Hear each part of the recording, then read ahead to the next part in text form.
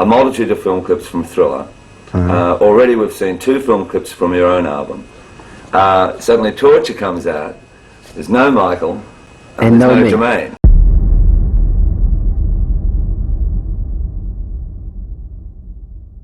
When we talk about Michael Jackson's music videos, more often than not we talk about Smooth Criminal, Black or White, Thriller, Bad, and Billie Jean, to name a few. But one music video in particular that has flown under the radar for 40 years is Torture, a 6.5-minute sci-fi horror short film that's famously known for featuring only 4 of the 6 Jackson brothers, while Michael and Jermaine were reportedly missing in action for different reasons. In this video, I'll be discussing the history leading up to the production and the reasons Michael Jackson ultimately wasn't in the video. While you're here, please be sure to hit the like and subscribe button, and without further ado, let's get into it. Following the release of Thriller, Michael Jackson had reached the pinnacle of success, fame, and fortune in the music industry. The album was supported by 7 singles, 3 of which were accompanied by short films. The first being Billie Jean, directed by Steve Barron. The second, Beat It, directed by Bob Giraldi, and finally Thriller, directed by John Landis. The album's stratospheric success, the Jacksons' reunion at Motown 25, and his iconic performance of Billie Jean created the possibility of another Jacksons album and tour. The group would formally announce their reunion at Manhattan's Tavern on the Green, also announcing their next national tour that would follow the album's release. Visual media will be the main staple leading up to the release of Victory and the tour. The Jacksons released 2 Pepsi commercials, which would tease their first on-screen reunion since Triumph's Can You Feel It, directed by Bruce Gowers and Robert Abel. Jermaine would also release his 10th studio album, Dynamite, in April of 1984, and would take a page out of Michael's book and release a slew of music videos in promotion of it. Dynamite, Do What You Do, and When the Rain Begins to Fall, all of which were directed by Bob Giraldi. Just weeks before the Victory album, State of Shock was released as a single on June 18, 1984, reaching number 3 on the Billboard Hot 100. Despite the song's success, no music video was shot to promote the song. Shortly thereafter, on July 2nd, Victory was released, and 4 days later, the Jacksons would embark on the Victory Tour, with their first 3 shows taking place in Kansas City at the Arrowhead Stadium. By this time, the only element missing was a short film to accompany the album's next single, Torture. Co-written by Jackie Jackson and Kathy Wakefield and produced by Jackie, the song tells a dark story of a relationship's ending and the torture a man endures while still being in love with the woman. Amidst the tour, planning and pre-production will begin on the video. John Diaz will be brought on to help oversee the video's production.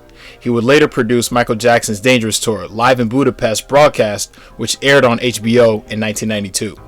At some point in late July or early August between shows for the Victory Tour, Michael was at the first meeting with the producers and his brothers in preparation for filming Torture.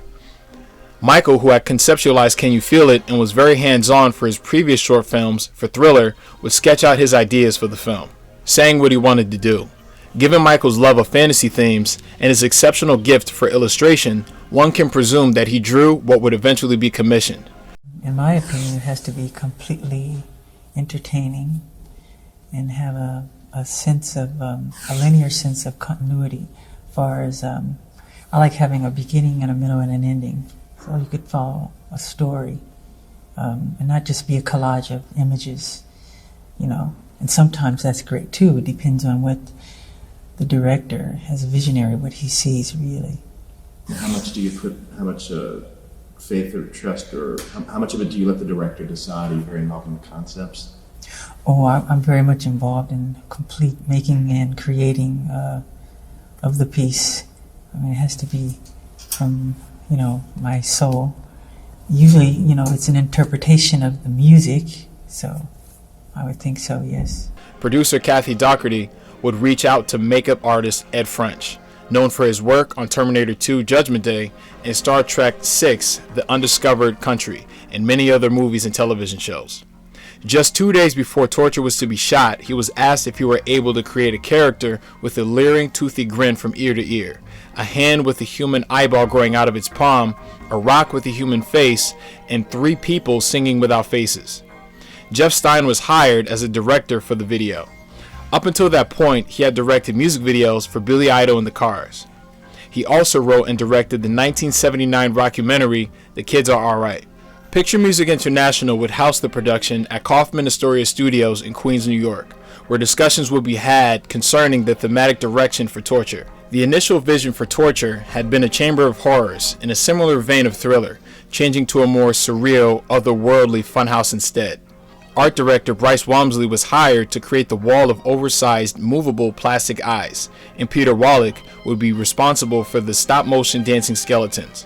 What would go on to be one of the film's many antagonists would be a combination of Dr. Phibes, played by Vincent Price in the 1971 film The Abominable Dr. Phibes, and Sardonicus, played by Guy Rolfe in the 1961 film Mr. Sardonicus. Another, which is seen very briefly, is The Geek, that takes inspiration from a disfigured character from Geek Maggot Bingo, a film released just 1 year prior.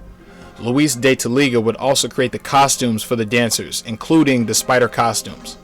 The production had originally planned for the shooting to be completed in the 4 days between the Knoxville and Detroit tour dates. It was reported in the New York Daily News on August 22, 1984, that all 6 brothers were on set to film the video and that an argument took place between Michael and his other brothers, resulting in Michael leaving the set and not participating. However, this report is contrary to Jermaine's explanation for not being in the video due to CBS and Arista not coming to an agreement. So now the thing was Torture. Right now, well, this comes to another political question. No film clip for Status Shot. Yes.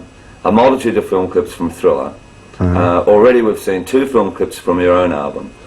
Suddenly Torture comes out. There's no Michael. And no me. Jermaine. Okay, I wasn't there because of contractual wise, and Right. I would. This one of the advantages of being with 2 different companies is I get a chance to go here and go there, jet over to Australia, jet over to London, and do the things that I want to do. The disadvantage is when we get ready to sing together, and maybe Walter Yetnikoff of CBS Records and maybe Clive Davis of Arista Records, maybe they may not have a good day on a certain day. So when they start talking, things they can't get things together. That was, I guess, one of the reasons why we didn't do Tell Me I'm Not Dreaming as a single. Contractual-wise, it was just it just wasn't worked out for me to do the video with them. I would have loved to have been in that video. As for Michael, production had anticipated his arrival as his complete costume wardrobe was there on set, as well as a film crew there to document the film shoot. What went on to be said in the media concerning Michael's absence was that he was busy with other obligations.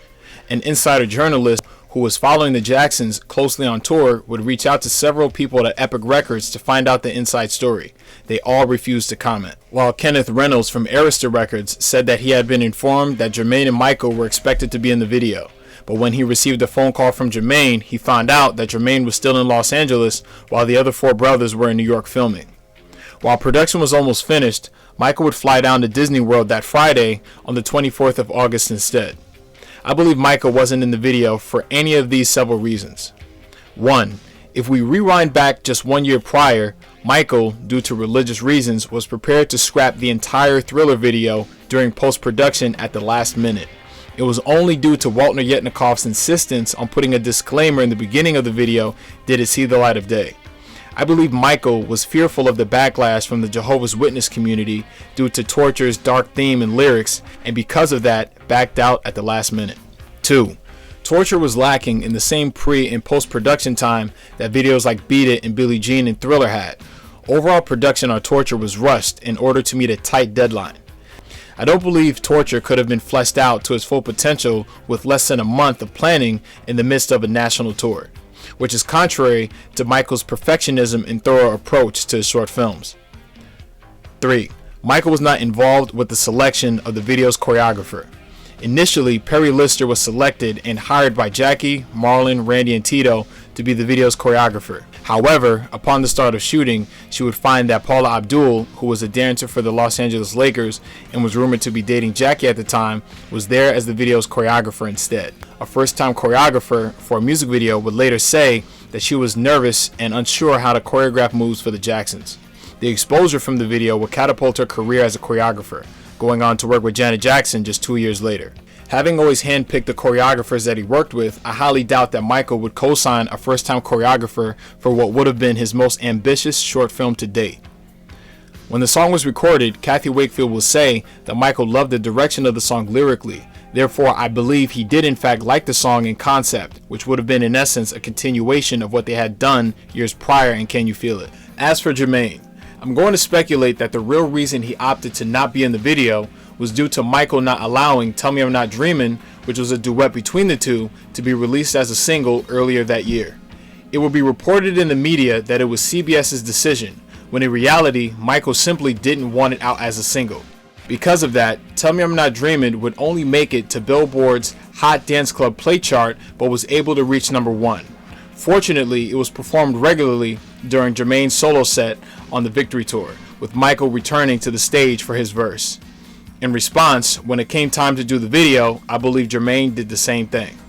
Production would unfortunately continue without Michael or Jermaine, with Marlon, Tito, and Randy shooting their scenes the first 3 days on August 13th through the 15th, while Jackie would complete his scenes that Friday into the next week.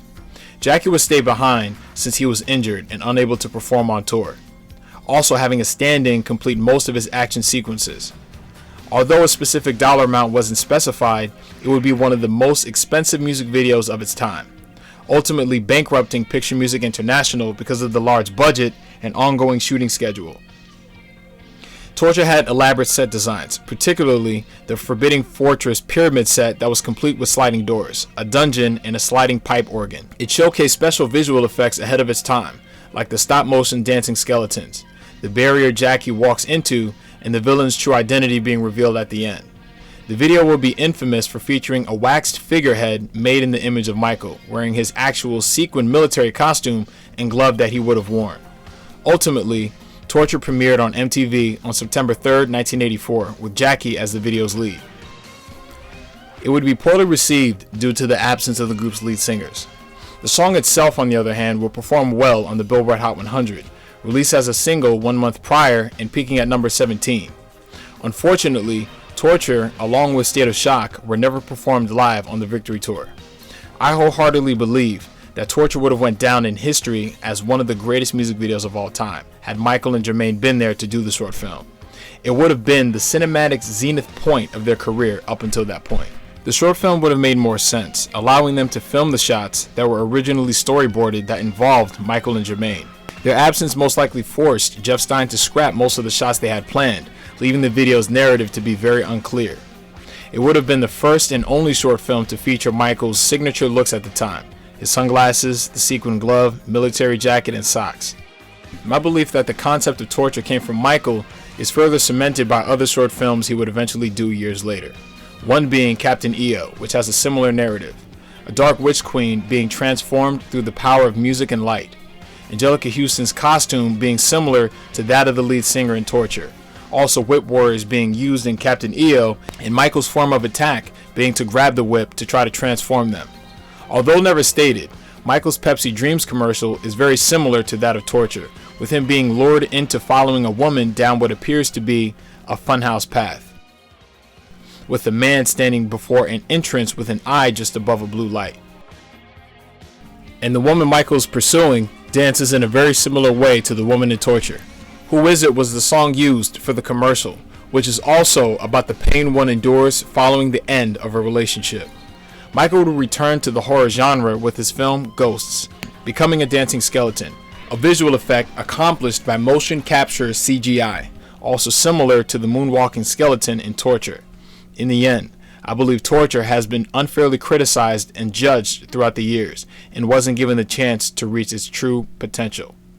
If you made it to the end of this video, I hope you enjoyed it. Please be sure to like, comment, subscribe, let me know your thoughts, and I'll see you on the next one. Peace.